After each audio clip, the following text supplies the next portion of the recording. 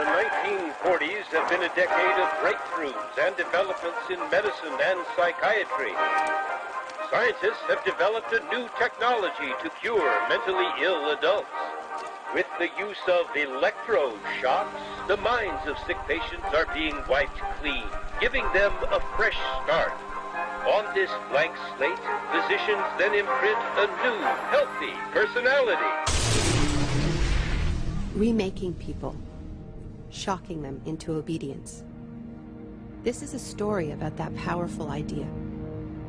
In the 1950s, it caught the attention of the CIA. The agency funded a series of experiments. Out of them was produced a secret handbook on how to break down prisoners. The key was using shock to reduce adults to a childlike state.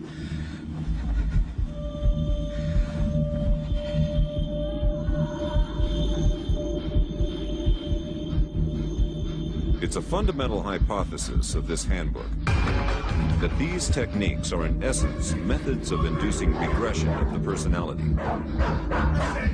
There is an interval, which may be extremely brief, of suspended animation, a kind of psychological shock or paralysis. Experienced interrogators recognize this effect when it appears, and know that at this moment the source is far more open to suggestion, far likelier to comply than he was just before he experienced the shock.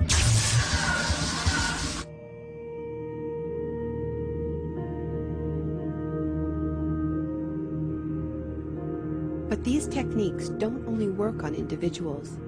They can work on whole societies. A collective trauma, a war, a coup, a natural disaster, a terrorist attack puts us all into a state of shock.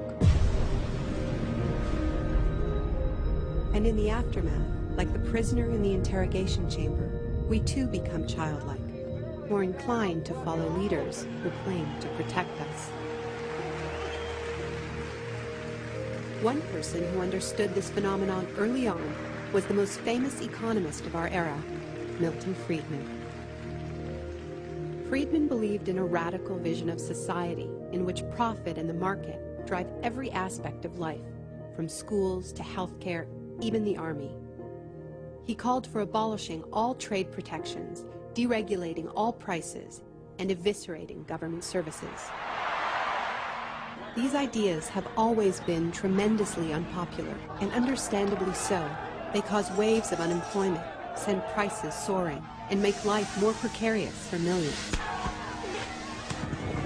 Unable to advance their agenda democratically, Friedman and his disciples were drawn to the power of shock.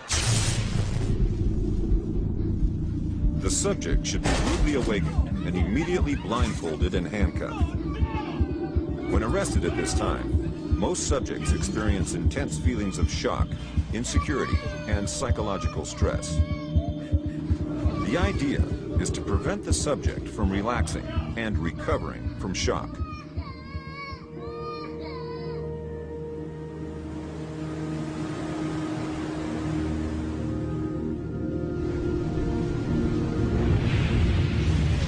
Friedman understood that just as prisoners are softened up for interrogation by the shock of their capture, massive disasters could serve to soften us up for his radical free market crusade. He advised politicians that immediately after a crisis, they should push through all the painful policies at once before people could regain their footing. He called this method economic shock treatment. I call it the Shock Doctrine. Take a second look at the iconic events of our era, and behind many, you will find its logic at work. This is the secret history of the free market. It wasn't born in freedom and democracy. It was born in shock.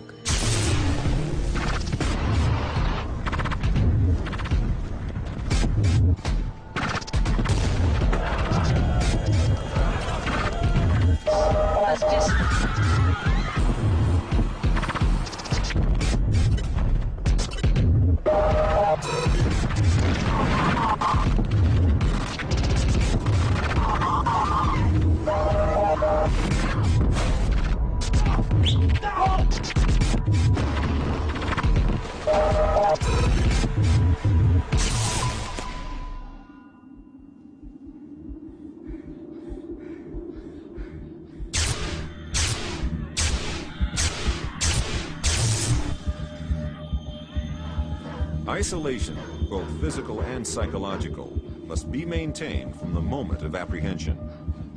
The capacity for resistance is diminished by disorientation. Prisoners should maintain silence at all times. They should never be allowed to speak to each other. There's one other thing I've learned from my study of states of shock. Shock wears off.